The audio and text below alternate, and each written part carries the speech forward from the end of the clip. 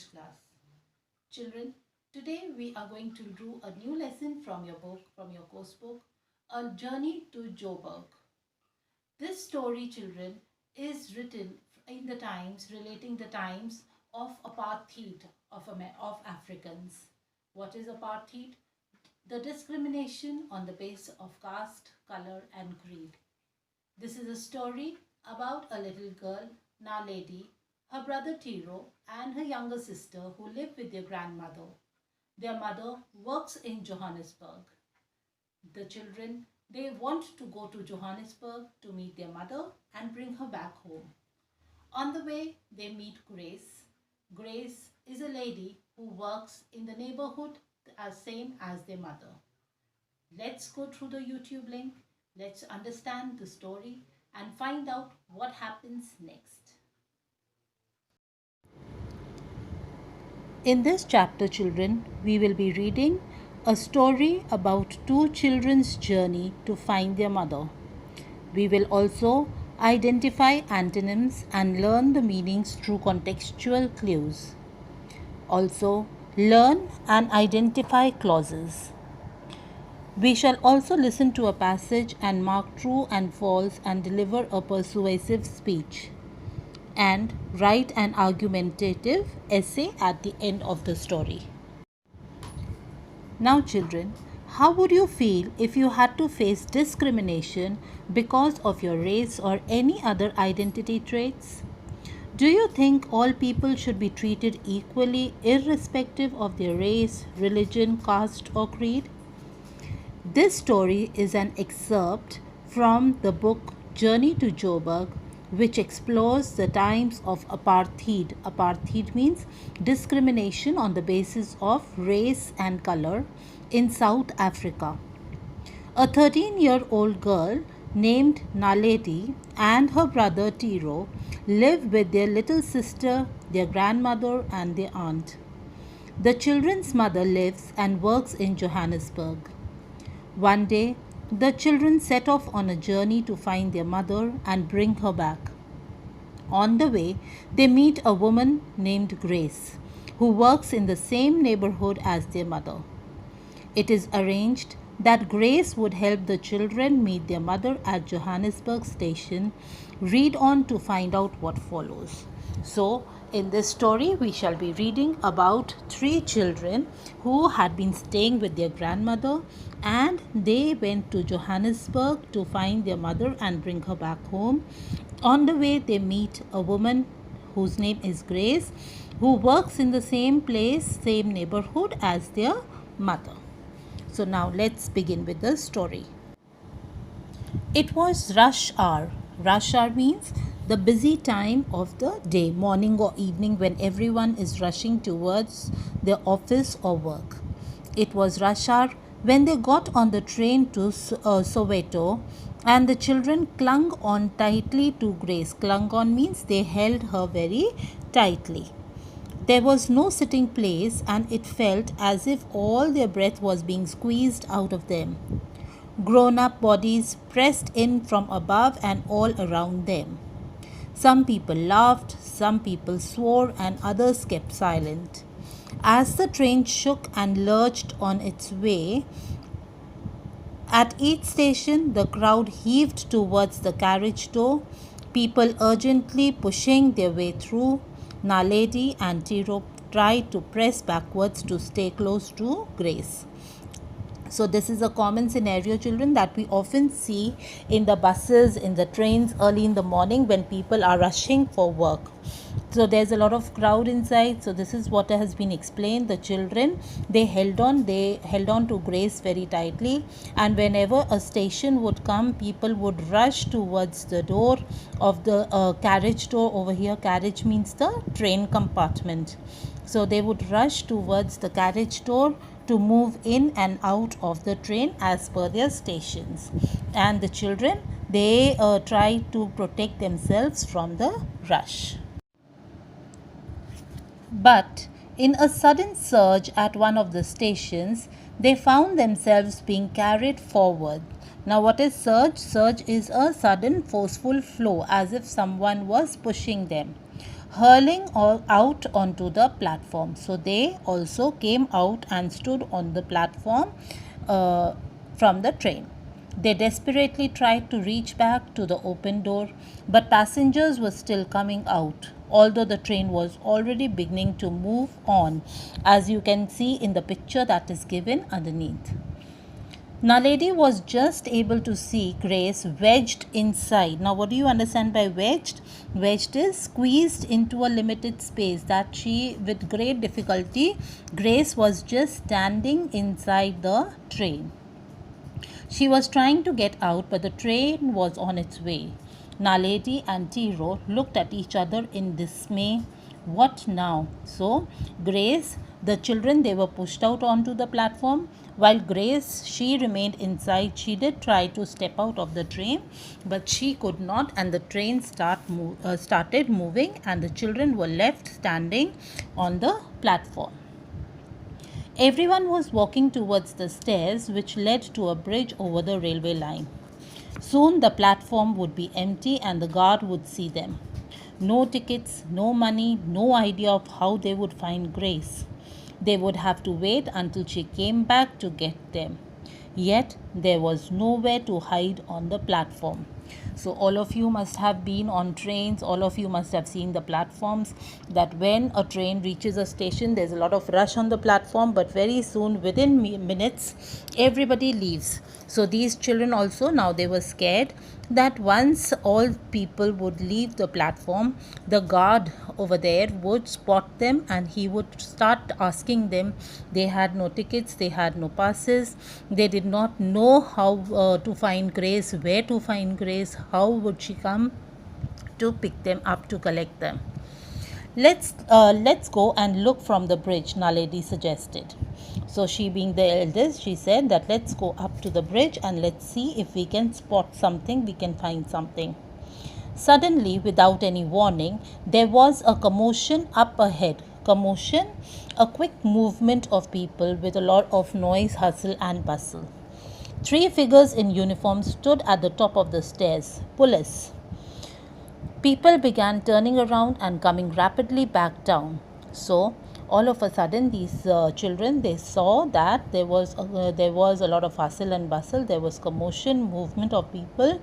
People had started coming back to the platform. Why? Because there was police over there up on the bridge. Some began running along the platform towards a high barbed wire fence at the other end. Barbed wire fence, you must have seen the fences that are made of wire, thick wire. That is called barbed wire fence. The runners leapt at the fence and scrambled over very quickly. They ran from over the barbed wire. It was pointed, it could have hurt them, but they had to save their lives and they went up the fence and out. Others jumped down to the track, sprinted over the railway lines and clambered up the opposite platform. But just as they got there, more policemen appeared on that side as well. So, people, they tried to run from different places, not the correct path. Some scrambled over the fence, wire fences. The others, they went down the railway tracks and then onto the other platform. But then the police had surrounded them from all sides. But just as they got there, more policemen appeared on that side. Where can we go? Tyro urgently tugged at his sister's hand. We'll have to slip past them, she whispered, pulling him towards the stairs. So, Tyro, the little brother, he was now scared and he thought that what are we going to do now? So, Naledi, she said that we'll also have to move along with people and escape from here. Some people were feeling into pockets, others frantically searching through bags. Pass raid. What was this? This was pass raid, to check how many people were traveling with or without tickets or passes with them. And see, there were so many people who were moving on illegally in the train. A man was protesting loudly that he had left his pass at home. As many people do, they make fake excuses. He said that he had forgotten his pass at home. It would only take 2 minutes to get it. The police could come and see, or someone could call his child to bring it. He cried out his address at once. twice, and then a slap from the policeman. Hojubek, barked the white officer in charge. Hojubek means keep your mouth shut. This is African language. Barked the white officer in charge. His blue eyes stared coldly as the black policeman pushed the man against the wall. So they were being harsh with the people who were not having the passes. One at a time, people were pulled forwards to be checked. When a boy said that he wasn't yet 16, the policeman just yelled that he was a liar and a loafer. Loafer again means a person who wastes his time instead of working. Tyro felt his heart freeze, but the boy did not cry. Instead, his eyes seemed to have fire in them as he was handcuffed. So, that boy who was caught by the policeman and who said that he was not even 16 years of age, he was handcuffed. Handcuff, all of you understand? The police, they will put on handcuffs to the culprits. A voice in the crowd shouted, "Shame, locking up children." So it was a kind of argument between the mob and the police. As the muttering grew louder, a woman spotted Naledi and Tyro and screamed, "You'll say those kids are 16 next?" So the people, the elderly people around, they were furious at the policemen having caught the child. And then when they spotted these little children, Naledi and Tyro, they asked the policemen, "Would you call them also that they are over 16? The white officer took a threatening step forward. He looked murderous, as if he would kill someone at the spot. Then, glancing at the children, he made a sign with his hand for them to go through. So, the policeman, he looked at the children and he gestured them to go away from there. "We can't stay on the bridge while the police are here," panted Naledi when they had got past. From the bridge, they could see the road outside the railway station. Next to a large van were more police. An old woman was being pushed inside the van. Tyro looked back at the people in handcuffs on the bridge. So the children, they went on the bridge. Over there they could see the road, and they could see a big van and an old lady being pushed into the van. "Why don't we run and call the child to bring his father's pass? We heard the address, so we can find it." So these little innocent children, they wanted to be of help, and they said, "Why don't we go and call the child and so that he can bring his father's pass?" "Let's hurry then," agreed Naledi. Once past the police van, they asked a lady selling apples at the roadside to point out the way. So they had heard the man calling out the address, so they asked a lady who was selling apples about the address where it could be. The children weaved in and out of the people as they ran along a stony road between rows of grey block houses, all looking exactly alike. No great leafy trees here, only grey smoke settling everywhere. So it wasn't a very green place where they had reached. There were only grey colored houses, and they were looking for the house, the address of that man who had claimed that he had forgotten his pass at home. When they reached the right house, they found a boy struggling with a heavy tub. As soon as he understood their message, he dashed into the house and a minute later came rushing out with a book in his hand. All three raced back to the road. But just as they came in sight of the station, there was a big policeman pulling off. What is pulling off? It was moving, it was leaving away. That is, the police had winded up everything from there and they were taking the culprits. The boy shouted at it as it sped past them. Carrying away his father, he flung the pass down, picked up a stone, and let it fly at the van. So the little boy, angered, he picked up a stone and he hit at the police van. The van swung around the corner and the stone just grazing the mudguard. So the van, of course, it left quickly, and the stone could only hit the mudguard of the tires. "I'll burn this one day," stormed the boy, picking up his father's pass. "How can our parents put up with it?" There was fury in his voice. Then it became gentler. "Thanks anyways for trying. I must go and tell my mother now." So the boy, he was angered, he was annoyed, he was angry, and very furiously he cried out that he would burn this one day. He would burn, he would destroy the police vans, stormed the boy, picking up his father's purse. He said that how can our parents put up with it? How can we tolerate such things? There was anger, there was fury in his voice, but then he turned around to these children and in a very gentle voice he thanked them for trying to be of help. And then he got himself excused. He said that he must go and tell his mother about it. The children stood silently watching as he walked back home. Naledi, Tyro, startled, they look around to find from where the voice was coming. It sounded quite far off. Looking up towards the railway bridge, they saw Grace waving.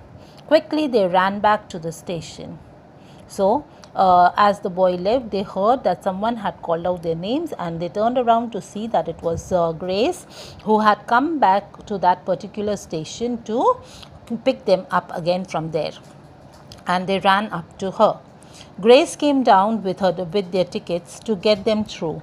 It was a relief to be with her again. This time I'm really going to hold on to you, she told them, taking each firmly by the hand. Do you know what happened to us? Tyro was anxious to tell Grace about everything. So, when they met Grace, they all gave a sigh of relief, and Grace, she had got their tickets with her. So, she showed it to the police and they were through. And now these children, Tyro especially, he was anxious to tell Grace what exactly had happened with them in this time period. So, children, I hope all of you have understood and all of you have enjoyed the story. And please go through the text in your course book. I hope, children, you have understood the lesson well. Do go through the text in your books as well. In case of any doubts or queries, do post in the comment section of the Google Classroom. Till then, stay safe. God bless you all.